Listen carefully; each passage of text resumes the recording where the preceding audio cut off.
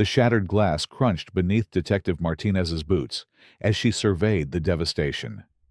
Produce scattered across the asphalt, like confetti from hell.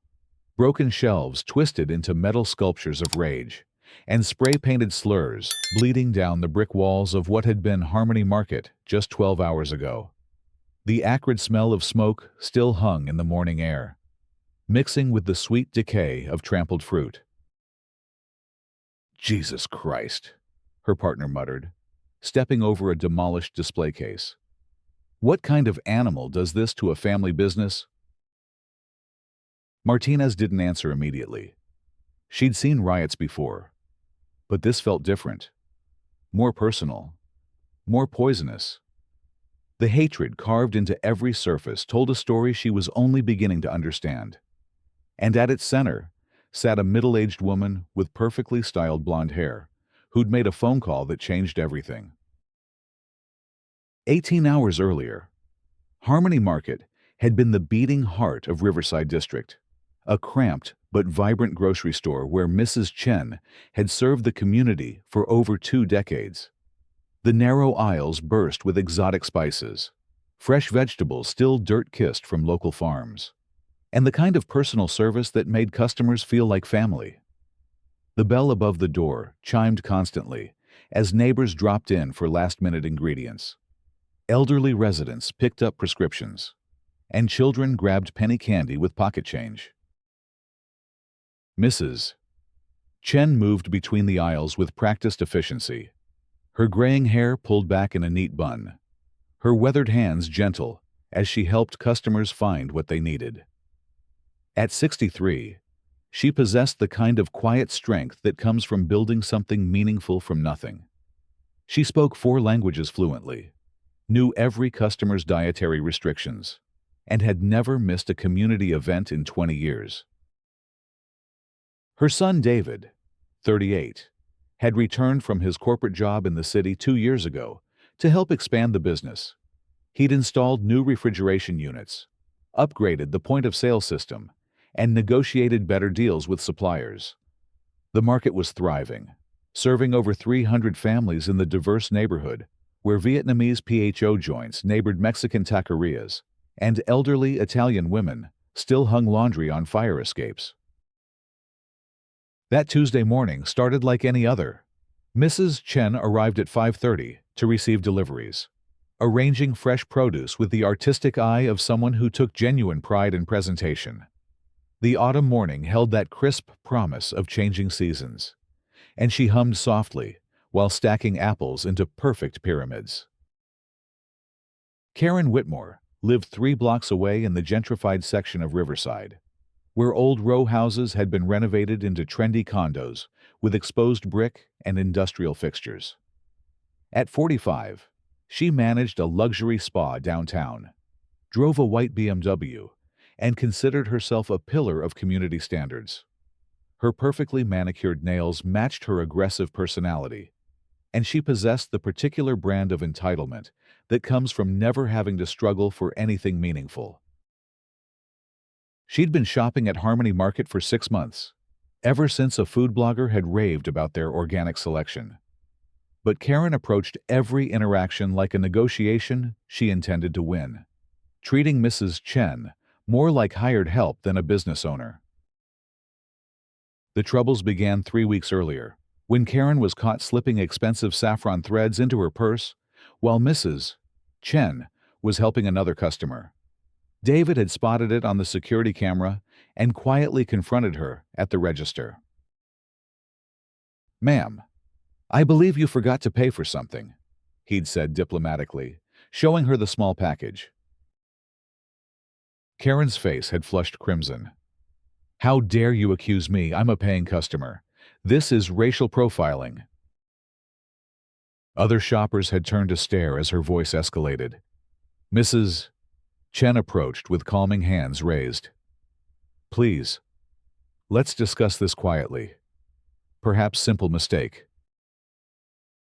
"Don't you tell me what to do," Karen had snapped, her voice dripping with contempt.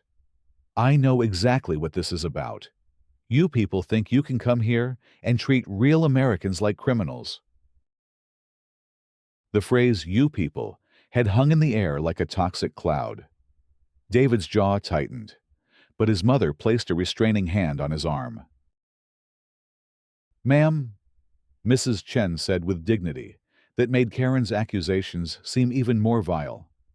"You are always welcome here, but we cannot allow theft. Perhaps you pay now, and we forget this happened." Karen had thrown a $20 bill at Mrs.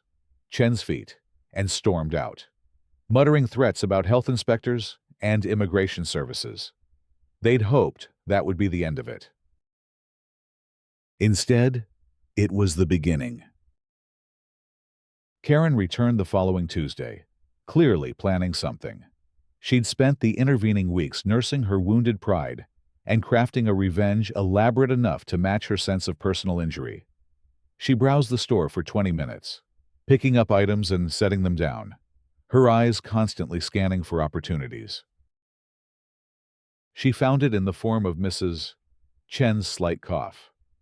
The older woman had been fighting a minor cold for several days.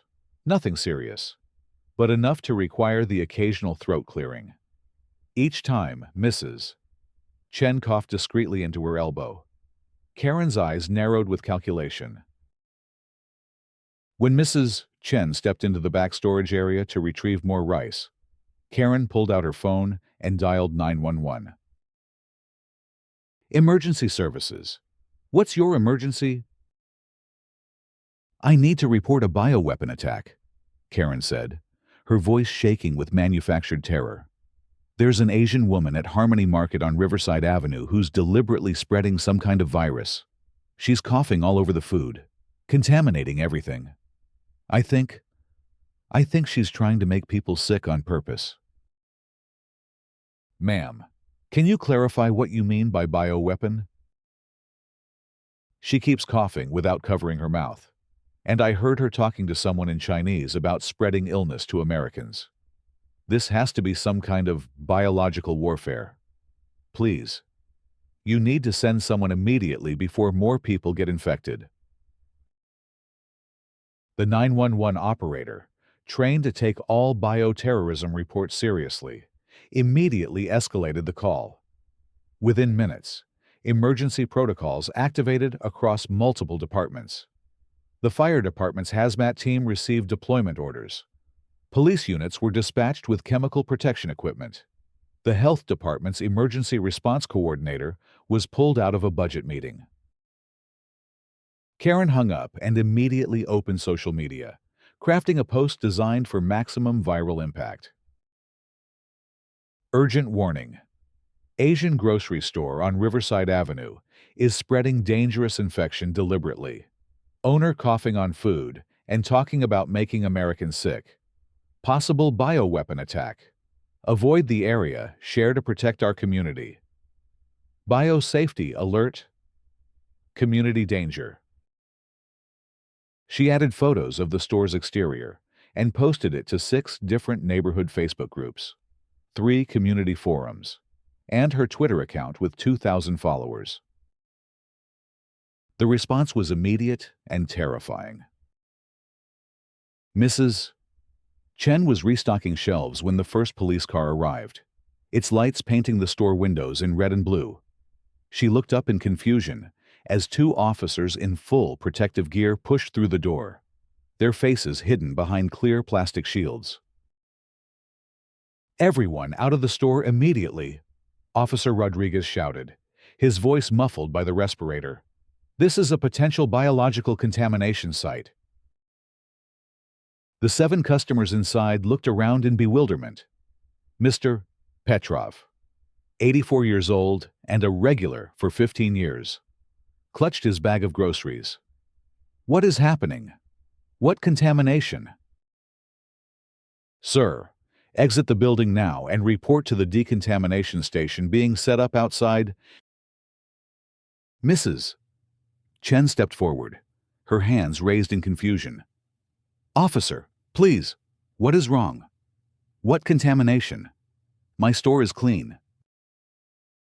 "Ma'am, we've received reports of deliberate biological contamination. You need to come with us immediately for questioning and medical evaluation. Through the window, she could see more vehicles arriving: fire trucks with hazmat equipment, an ambulance, official cars with flashing lights. A crowd was gathering across the street, people pointing at her store with expressions ranging from concern to fear to anger. David emerged from the back room carrying a case of canned tomatoes. "Mom, what's going on?"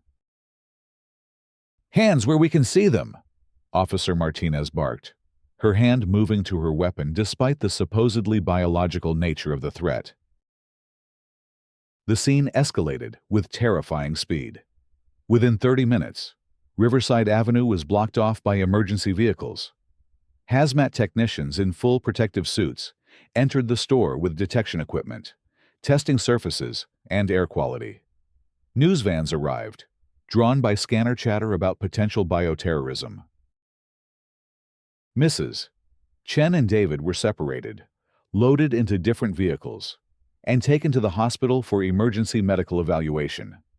They weren't arrested, exactly, but they weren't free to leave either. Hospital staff treated them like potential biological weapons, maintaining distance, wearing protective equipment, and conducting tests for dozens of pathogens. Meanwhile, Karen's social media post was exploding across the internet. Each share added embellishments. The virus was engineered in China. Mrs. Chen was a trained agent. The store had been a front operation all along. WhatsApp groups spread increasingly wild theories. Community forums filled with demands for immediate action. By evening, over 100 people had gathered outside Harmony Market. What started as concerned neighbors had morphed into something much darker. The crowd included familiar faces from the neighborhood, but also strangers drawn by online posts, some carrying signs with slogans that made longtime residents uncomfortable. "Close the bioweapon lab," someone shouted, and the crowd took up the chant. Mrs. Rodriguez, who'd shopped at Harmony Market for 12 years, found herself swept up in the mob mentality. "I can't believe I've been buying food from them all this time," she said to her neighbor. "What if my kids are already infected?" Fear had logic of its own. Parents remembered their children eating fruit from the store. Elderly residents worried about compromised immune systems. Young adults who'd never experienced real hardship treated the situation like entertainment, live streaming their own participation in what they saw as historic community action. As darkness fell, the crowd's mood shifted. Someone threw the first brick through the store's front window. The sound of shattering glass released something primal in the mob. Within minutes, people were pouring through the broken door, grabbing anything they could carry. It wasn't ordinary looting driven by economic need. This was destruction fueled by righteous anger, by the belief that they were protecting their community from biological warfare. Produce was scattered rather than stolen. Shelves were overturned rather than emptied. Spray paint appeared, covering the walls with slurs and threats. The police, overwhelmed by reports of potential bioweapons and focused on maintaining the quarantine perimeter, responded too slowly to protect the property. By the time additional units arrived, most of the damage was done. Mrs. Chen and David, released from the hospital after all tests came back negative, arrived to find their life's work in ruins. Mrs. Chen stood in the doorway, her small frame silhouetted against the devastation, and for the first time in 20 years, she began to cry. 20 years, she whispered, picking up a photograph of the store's grand opening from among the debris. 20 years building something beautiful. David's hands clenched into fists, but his mother's tears stopped him from expressing the rage burning in his chest. Instead, he pulled out his phone and started documenting everything, methodically photographing each act of vandalism, each broken shelf, each hate-filled message scrawled on their walls. The local news coverage that night was sensational and irresponsible. Channel 7's lead story ran with the headline, "Bioweapon Scare Shutters Local Market," and featured dramatic footage of hazmat teams while providing minimal factual information. The reporter interviewed Karen Whitmore, identified only as a concerned neighbor, who repeated her accusations with convincing authority. "I just thank God I was there to report what I saw," Karen said, looking directly into the camera with practiced sincerity. "Who knows how many people could have been infected if this had gone on longer? The authorities need to investigate how someone like this was allowed to operate a food business in our community." The coverage spread nationally through social media. Conservative blogs picked up the story as evidence of foreign infiltration. Liberal outlets criticized the mob response, but largely accepted the premise that some kind of health violation had occurred. International news services reported it as an example of rising anti-Asian sentiment in America. But while the story spread, some people in Riverside District were asking questions. Father Miguel Santos had served St. Catherine's Parish for 8 years, and his congregation included many families who shopped at Harmony Market. The attack didn't match what he knew about Mrs. Chen, who donated food to their soup kitchen every week and never missed a community cleanup day. On Wednesday morning, he walked through the damaged store with Detective Martinez, who'd been assigned to investigate the incident once the bioweapon scare was officially debunked. "This woman has been nothing but generous to our community," Father Santos said, stepping carefully around broken glass. "She's fed hungry families, supported local charities, employed neighborhood kids. The person described in these reports isn't someone I recognize." Detective Martinez nodded grimly. The medical tests all came back clean. No biological agents, no contamination, no evidence of any deliberate infection attempt. But someone made that 911 call, and someone posted those inflammatory statements online.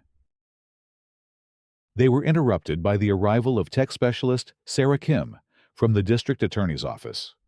She'd been assigned to trace the digital trail of the incident, mapping how misinformation had spread so rapidly across social platforms. The original post came from an account registered to Karen Whitmore, Kim reported, showing Detective Martinez her tablet. Same person who made the 911 call. But here's the interesting part. She wasn't just spreading false information. She was actively amplifying it, using multiple fake accounts. The evidence was damning. Karen had created 7 different social media personas over the past month, each designed to look like concerned local residents. When her original post went live, these fake accounts immediately shared it, adding their own fabricated details about suspicious activities at Harmony Market.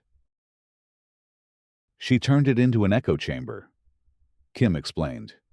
"Made it look like multiple independent witnesses were confirming her story, when really, it was just her talking to herself through different accounts." More concerning evidence emerged when they examined the store's security system. The cameras had been recording continuously, capturing not only the riot, but also the events leading up to Karen's 911 call. The footage showed Mrs. Chen coughing occasionally into her elbow, exactly as health guidelines recommend, while serving customers with her usual courtesy. But it also showed Karen's behavior before making the call. She could be seen deliberately handling merchandise and then putting it back, photographing the store from multiple angles, and, at one point, clearly visible on camera, practicing her distressed facial expressions before dialing her phone. "She rehearsed it," Detective Martinez said, watching the footage for the 3rd time. "This wasn't a spontaneous report from a concerned citizen. This was a planned attack designed to destroy their business." The investigation deepened when they discovered Karen's previous interactions with the Chen family.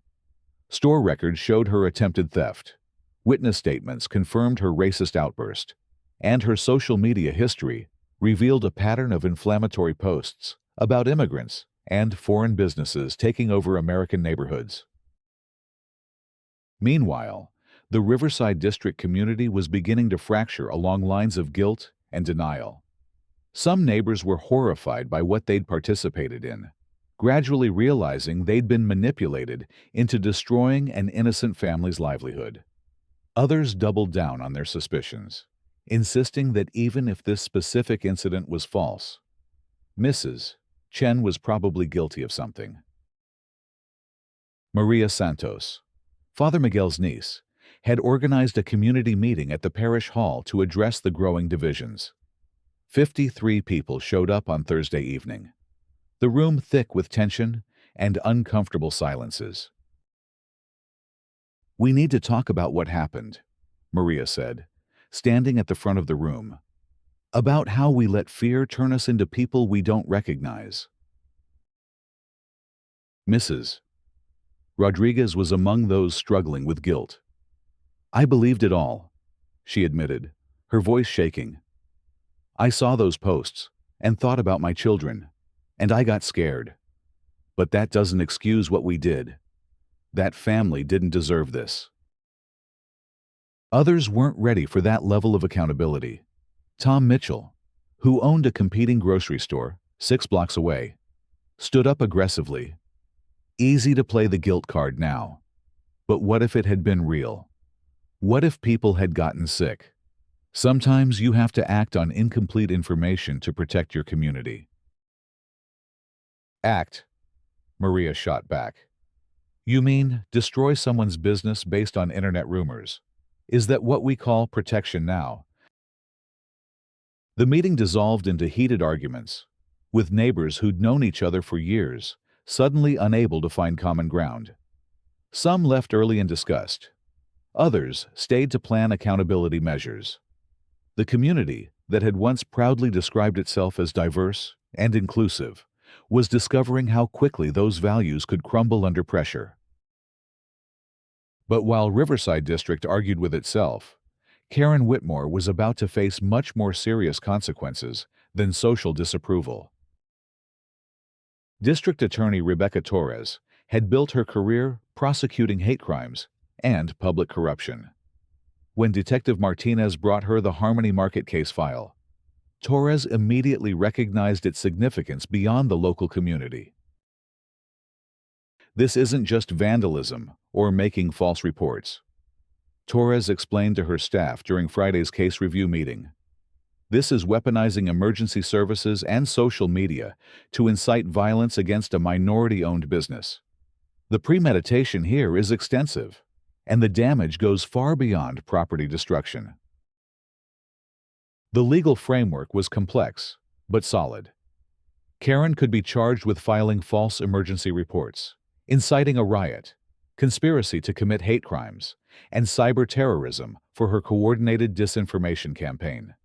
Each charge carried significant penalties, but together they painted a picture of systematic attack on community safety. More evidence emerged when investigators subpoenaed Karen's phone records and discovered she'd been in contact with several extremist online groups, sharing strategies for exposing foreign infiltration in American neighborhoods. Her browser history revealed months of research into biological weapons, immigration law, and techniques for organizing community protests. She didn't just wake up one day and decide to destroy this family. Torres told the press during Friday's announcement, "This was a calculated campaign of harassment that escalated into domestic terrorism." Karen was arrested at her workplace, led out of the luxury spa in handcuffs, while customers and colleagues watched in shock. Her perfectly maintained image, the professional wardrobe, the confident demeanor, the reputation as a community leader crumbled in a single morning. The arrest warrant was comprehensive, including charges that carried a potential sentence of 15 to 25 years in federal prison. But the legal consequences, severe as they were, paled compared to the social and financial devastation about to engulf her life. Her employer terminated her immediately, citing the company's zero-tolerance policy for criminal behavior and the negative publicity already affecting their client base. Her condo, purchased with a loan that required maintained employment, went into foreclosure proceedings within 6 weeks. Friends and professional contacts distanced themselves as the true scope of her actions became public knowledge. The civil lawsuit filed by the Chen family sought damages not just for the destroyed property, but for lost income, emotional distress, and the systematic destruction of their reputation in the community they'd served for 2 decades. Their legal team, working pro bono after being approached by civil rights organizations, presented a compelling case for both compensatory and punitive damages. Mrs. Chen didn't just lose a store. Attorney James Park explained to the jury during opening statements 6 months later. She lost her sense of safety in the country she'd called home for 30 years. She lost faith in neighbors who'd known her for decades. She lost the belief that hard work and community service would protect her family from hatred. The trial became a focal point for national discussions about misinformation, social media responsibility, and anti-Asian violence. Journalists from major news outlets covered the proceedings daily, interviewing community members about how quickly fear had transformed their neighborhood. Karen's defense team attempted to portray her as mentally unstable, overwhelmed by stress and social media manipulation herself. But the evidence of premeditation was overwhelming. Her coordinated use of multiple fake accounts, her research into biological weapons terminology, her systematic documentation of the store before making false reports, all pointed to calculated malice rather than momentary panic. The most damaging testimony came from her own social media posts in the days following the riot, while Mrs. Chen was dealing with insurance companies and cleanup crews. Karen had continued posting inflammatory content, expressing satisfaction with the store's destruction and encouraging similar community action against other immigrant-owned businesses. She showed no remorse, Detective Martinez testified. Even after she knew the bioweapon claims were completely false, she continued trying to justify the attack and encourage similar incidents elsewhere. The jury deliberated for less than 4 hours before returning guilty verdicts on all counts. Karen Whitmore was sentenced to 18 years in federal prison, ordered to pay $2.3 million in restitution to the Chen family, and banned from social media platforms for life upon her eventual release. But the legal resolution was only part of the healing process needed in Riverside District. Mrs. Chen and David had spent months debating whether to rebuild Harmony Market or relocate to a different community. The trauma of watching their neighbors turn against them had shaken their faith in the place they'd considered home. "Maybe we start over somewhere else," Mrs. Chen said one evening, sitting in their temporary apartment above a friend's restaurant. "Somewhere people don't know what happened here."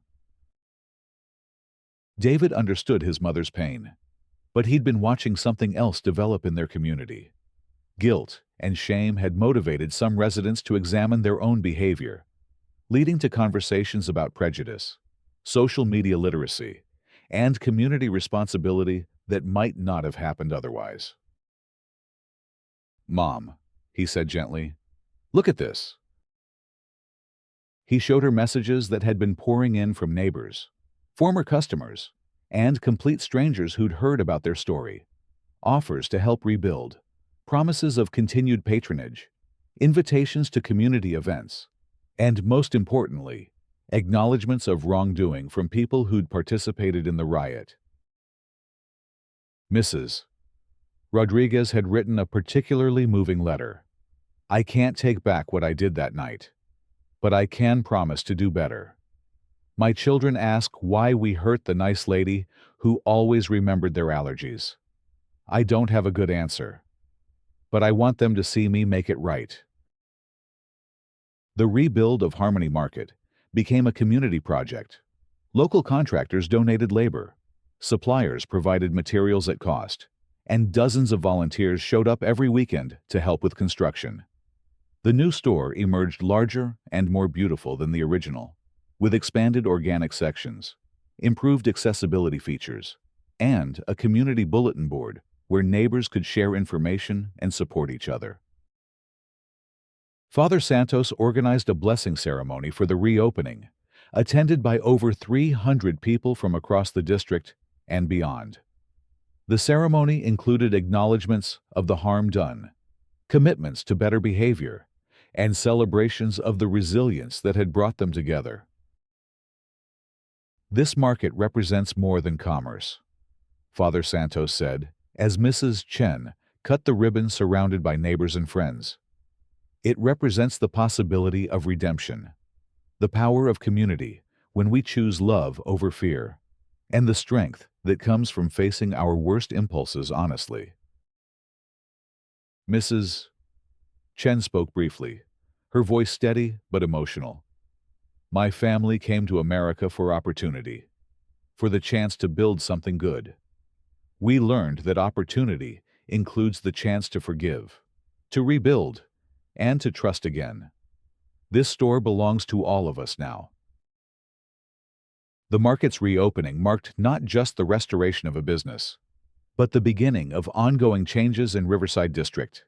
Community members had established new organizations focused on media literacy, conflict resolution, and supporting immigrant-owned businesses.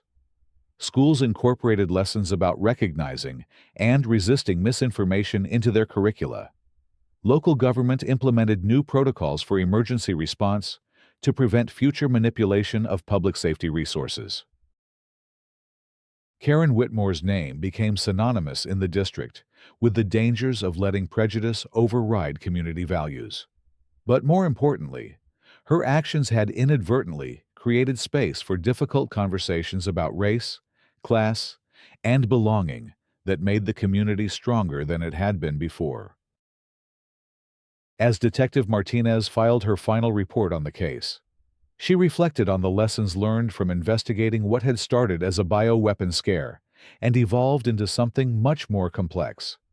Communities were fragile ecosystems, easily disrupted by bad actors, but capable of remarkable healing when people chose accountability over defensiveness. Mrs. Chen continued running Harmony Market, but she also began speaking at community events across the city, sharing her story as a way of helping other neighborhoods recognize and resist similar manipulation. Her message was simple, but powerful. Get to know your neighbors before you judge them. Verify information before you share it. And remember that the people who want to divide communities usually start by making you afraid of each other. The market thrived in its new location, serving customers who came not just for the excellent produce and personal service, but as a way of affirming their commitment to the kind of community they wanted to live in. The bell above the door still chimed constantly, but now it rang with the sound of neighbors choosing connection over suspicion, truth over rumors, and healing over hatred.